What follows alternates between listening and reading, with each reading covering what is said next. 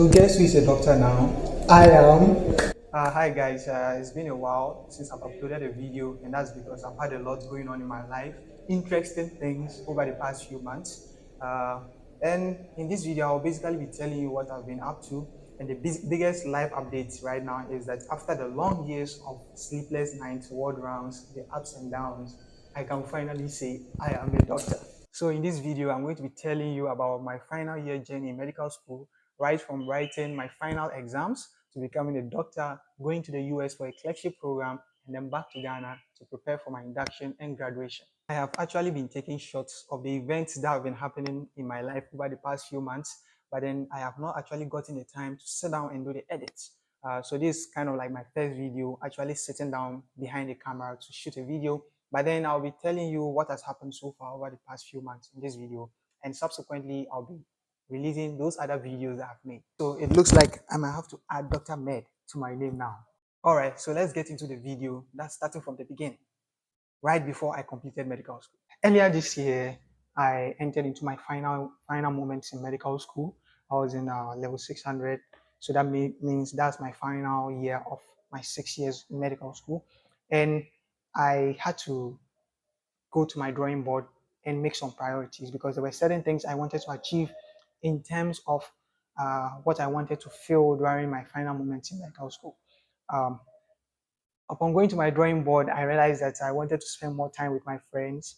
I wanted to go to the ward and interact with patients more, and also have fun, laugh more, and smile more. So we all know that medical school is kind of like a rough journey because we literally have to read a lot of materials or study materials within a short amount of time. And 6 years is actually not a small thing. So for most of us in the medical field, I'm sure that we usually want to do something outside of medicine. That's in terms of wanting to experience extracurricular activities. And that was my main focus for my final year. I wanted to do something extra rather than just studying just the books. One of the things I really appreciated most about medical school was that I got to spend a lot of time with my friends. We had wonderful time, especially my final moments in medical school, and the journey and then the amount of effort and time we kept into it. Actually, I've appreciated it, and it's been a wonderful experience, a great one. But then I must say, it's something I don't want to go through again. That's leaving the parts where I was enjoying and smiling. So preparation for my final year medical school began earlier this year. That was in January because I had the exam in later. That was in August.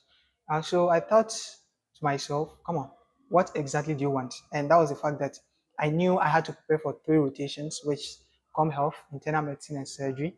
And I'll have to be reading both of all three all at once in preparation for that exams. So I had to kind of like do a lot of strategy, planning. At one point, I have to be reading this. At another point, I had to be reading that, and it was really hectic and tiring, but it's been good. So in addition to all these rotations, I still had to prepare for my project work, which was kind of like a research work I had to do. And at the end of the day, I'll be defending it by answering some questions from my supervisors and lecturers. And it's kind of like a long road. And the time I had with my friends actually made it easier because I had kind of like steady mates, people that I did examination with. So we had a lot of time. We laughed, and the journey was really, really fun. Also, at the beginning of the year, I also tried kind of balancing shooting my YouTube videos with my final year preparation, which was really fun at first. But getting closer to the exams, I had a lot of pressure. I was like, come on, this is going to be a one-time exam. So why don't I just focus on that? Then later I'll continue with the YouTube. And that is why I've not actually been uploading most of the videos. But still, as I mentioned before, I still tried taking shots of the whole events that were happening around me, and it's been a wonderful experience. But then looking at the exams that I wrote, I think it was fun for me. But I can remember when we were writing our surgery MCQs, that's multiple choice questions. We had what we call a mock exam. After writing that exam, I was like, come on, you need to be serious because the questions were kind of like on a whole other level. And I was like, I needed to read more, prepare more because the final exam, I needed to be on point. I needed to give it my all. And that's, I think, also played a major role into maybe my performance or how I was able to get through this stress as a whole. The final exams was in two parts. We had the written aspect and also the OSCE aspect. The OSCE is just objective structured clinical examination where you have like real life patients that you have to either examine or you are taking history from. And for the written aspect, it's something that we are used to, or I am used to, ever since preclinical period. So it was something I felt like I had a good grasp of. But the OSCE itself is something that I was worried about because if you fail that one, you get what we call clinical failure, which you don't want to, because you can literally get kind of like 80% of the mark, but then you'll be told that you have clinical failure, in which case you will still have to do that rotation again and you cannot graduate as I am about to. Because of the nature of the clinical examinations, there's kind of like a lot of stress and anxiety on we medical students to perform because you are literally kept on the spot. I remember entering kind of like an OSCE station and I was told I had 5 minutes to clerk, make differential diagnosis, and manage one patient. And this is something that if you're not a medical student or you've not been in that situation, you might not understand how mentally like draining that can be. But thankfully, we give grace to the Almighty. We were able to go through. And one other thing was the fact that when I moved from one station to the next, I don't have to carry the anxiety of one station to the next because you might have performed badly in the previous one, but then you send the same thing to the next. No, you literally have to forget about it and keep moving on and hope that you're able to pass the stations. And I'm really grateful that most of us were able to do that. Even though I thought preparing for my final moments in medical school is tough, I think the night before the results was released was even tougher. I had a lot of sleepless like moments. I had sleep arrhythmias. I was just full of tension and anxiety waiting for the results to be released. And there is this thing about kind of like course reps in Africa. I don't know if it's just in Ghana, but let me just generalize in Africa per se. They can be online typing, and there is no message coming, but you can see that the course rep is typing something. And it's probably the results that is going to release. And I can remember around 9 a.m. the next day, our course rep was just toying with us, telling us that the results is coming, and we're all awake, waiting for the results to come.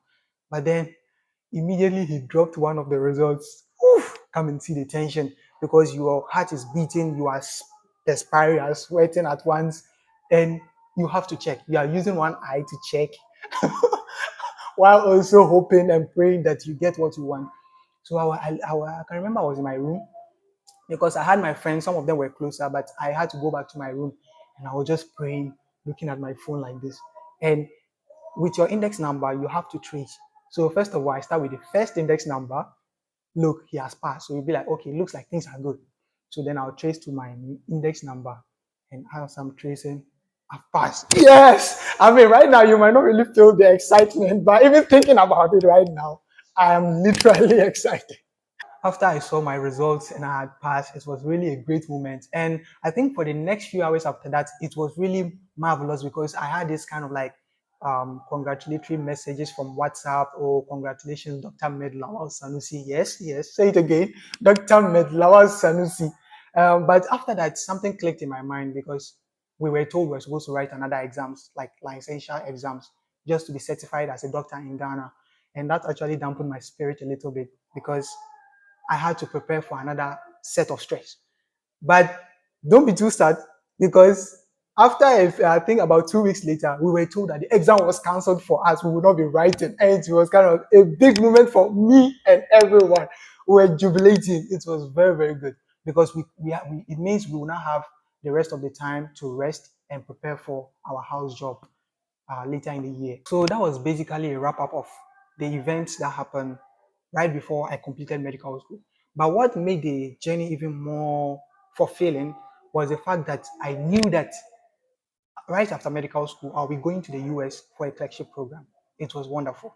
What this meant was I had an opportunity earlier in the year, that's during this around February, where I applied for a clerkship program in the US. That's Ampad Ghana. Ampad Ghana, thank you very much.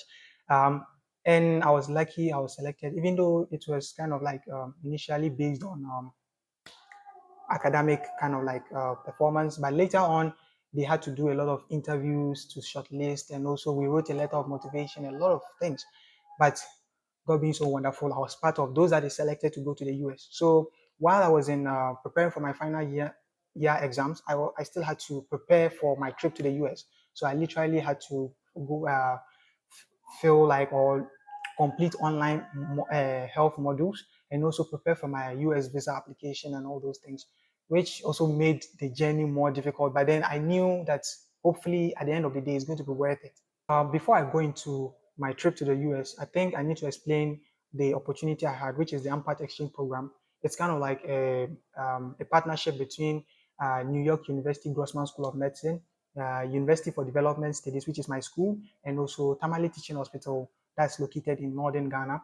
And they have kind of built this relationship where they allow health personnel and medical students to go to the US to learn, and also medical students in the US to come to Ghana to also learn, kind of like a bilateral thing.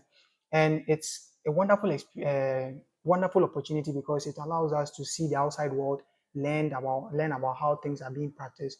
Get we get to see kind of like equipments and advanced ways of practicing medicine. And I must say, I've actually gone and I'm back, and it was a wonderful experience. But then earlier this year, I never knew what I'll be seeing out there. I just knew that this was an opportunity that I'll be grateful to be part of. So upon doing my application and I was picked, I was really happy. So I really didn't mind putting that process and also my final moments in medical school together because I knew at the end of the day, I'm going to witness something else. So after completing my final exam, I had passed. I was really happy. And by that time, I had finished with my visa interview and I had gotten the visa. And so I think I finished the exam this week, and next week I had to prepare to leave for the US. This was literally my first time going to the US. I had never gone to the US before, and also my first time taking a flight. I've literally been taking buses for my travels, but that was kind of like my first time I'll be using a flight as a means of transport, and also going to the US to observe and also see how the healthcare system works. And it was kind of like a big moment for me because I knew this was going to change my perspective and how I view the healthcare system. Preparing for my trip too was kind of hectic because I literally had to wash my things, get my scraps ready, my books, and also kind of call home, inform my parents and family that, oh, I'll be leaving for this exchange program. And it was kind of like a big thing for all of us back at home, and also even my friends. Everyone was happy for me, and I was really happy to be part of that experience. So I think my first flight, I had someone who I think he was a white man. He realized that it was my first time because I was kind of like on the seat and I was like, because the pressure changes kind of causes discomfort in the ear. I had kind of those listen, but he told me that she just relax, I'll be fine. And that was how I had my first flight. It was pretty smooth. There was no air turbulence and stuff. But fast forward, when we got to New York City, which was where I was supposed to have the clerkship program, but I was supposed to go to New York Grossman School of Medicine because that's where we have the partnership. So I got to rotate in those hospitals there. I met great people, Dr. Amanda Klinger, Dr. Shannon, Dr. Raj, a whole lot of them. And I met great personalities also. And what I really loved about the system was the fact that they had time for you. You can literally voice your opinions out. You are heard, and you get to participate in patient care. And right from there, I knew that, come on, I'm already even practicing as a doctor before I come back home to start my house job. The healthcare system in the US was really marvelous because I got to see a lot of things like cath lab. I witnessed a lot of laparoscopic surgeries. Thank you, Dr. Derek, for helping me witness gastric sleeve, gastric gastric bypass. I mean, that was the name of the surgery, and also cholecystectomy. Because most of the surgeries I observed over there were laparoscopic. I think it was only once I observed kind of like an open surgery, and it was really marvelous. And I met a lot of medical students who were also good. And I like the fact that in that system, they are made to be involved in terms of like they have kind of like this, they're able to participate in inputting patient information, which is really fantastic. But then they need the approval of an attending or an intern. While in US, I was lucky to kind of rotate through two hospitals. One is kind of like an more advanced hospital. That's NYU hospital. And the second one is Bellevue, which was where I had most of my rotations. And I was told it's kind of like the oldest and good hospital in the whole of US. So it was kind of like a privilege and honor to be there, meeting a lot of people there. All in all, I would just have to say that the hospital experience in the US was really great and fantastic. But then, aside from the hospital works, I also had the opportunity to visit a lot of places like Times Square, Madison Square Garden, and also for the first time, I got to see the Statue of Liberty, which was something I've just been seeing in movies, but I got to see it kind of like in real life. I also went to I took the ferries around. I went to the bridge, that's the Brooklyn Bridge. I also took a lot of pictures there. And one thing I really enjoyed was the fact that I got to meet great personnel, great people, Dr. Derek, Dr. Amanda, and also I met our own Adekunle Gold, the Nigerian musician, and he was really, really friendly. He gave a talk on sickle cell, and I really appreciated it. And we even took a picture at the end of the day. And I really want to say thank you, Adekunle Gold, and we really appreciate uh, your support for sickle cell and also establishing the five-star foundation. I also got to experience different cuisines, that's in terms of food in the US, that's in New York. And I think one thing you need to know about New York is that even though it's in US, they have people from different parts of the world in New York. People from China, from Japan, from Mexico, from Spain, they are all in US. So you have like different kind of cuisines you can try. So I was really happy I got to try different kind of foods. I think they had something like baba ganoush and also Brussels sprouts. I think one of our big bosses actually liked sprouts, and it was kind of like onions, cabbages in a way. But it actually tasted nice. It was good. But I think there was also one meal I forgot. I don't know. It looked like raw beef. I made a mistake and swallowed the whole thing. Then I realized that come on, this is not for me. But I had to swallow it with water because but it was good because I got to try different kind of cuisines rather than my usual banku and gobe. If you know, you know. So because I was open to the whole experience, I wanted to know like how the whole culture in US is. And one of the things I got to do was going for a grad mixer party, which was kind of like those after 12 a.m. parties. We went there like 9 a.m. It was closing like 2 a.m. the next morning. And kind of it was jamming. And also I got to dance with one of the girls there, Alana. Shout out to you. And I had a wonderful time there too. So my experience in New York was a whole lot, and it will actually take me a lot of hours if I'm going to talk about every single moment and wonderful experience I had. But just to wrap it up, hopefully in my subsequent videos, you'll get to see most of them where we were going around New York, and also my first day, hopefully in some of the rotations. You'll get to see all of them in my subsequent video. But then, as at the moment I was leaving New York, I knew I had to come back and do my graduation and induction because I was a doctor at that moment. I need to come back and serve my people and prepare for house job. So it was kind of like a fulfilling moment and something I was looking forward to, which is something I'm still looking forward to because as at the moment I'm shooting this video, I'm still preparing for my induction and graduation. Even though I'm done with kind of like the online application, I'm just waiting for a date. And hopefully you also see me in my suit. Induction ceremony is basically we being ushered into the medical field where we'll be reciting the Hippocratic Oath. I mean, just to say we are literally dedicated to kind of save lives and also improve health in general. So I'm looking forward to that. And also there will be graduation ceremony. So the induction is being organized by the Ghana Medical and Dental Council. But the graduation ceremony will be graduating from my medical school, which is University for Development Studies. And also that one will be happening next month, in the same month as the induction. But right after that, I have about 2 to 1 month of rest period. So I'll be basically free, and I'm looking forward to that period because it will be a moment where I can reflect and think of what I want to do, and also plan for the 2026, which is the next year that is coming. And right after that resting period, I'll also be starting my house job, which is basically in US terms, I think they refer to as an intern, learning how to practice things clinically. I've had my training in medical school has just been about um, the theory and also trying to simulate the real life scenario. But as a house officer, I get to actually have patients and manage them clinically. And I'm looking forward to this because I'll be learning a lot of things. So I'm really looking forward to house job. At least I won't be a student at that time, but then I'll be a doctor practicing clinically.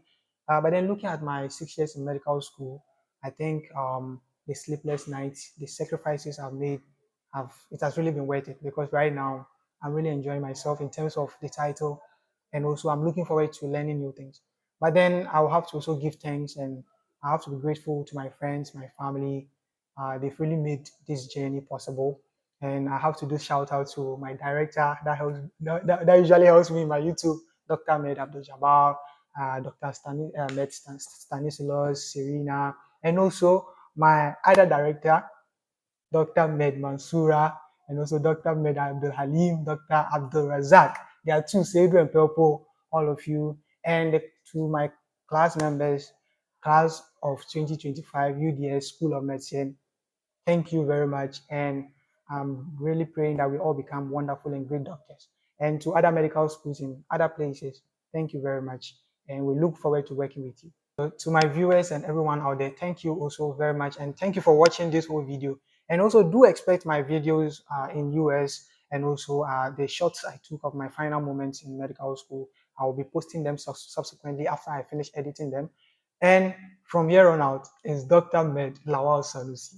See you. Bye.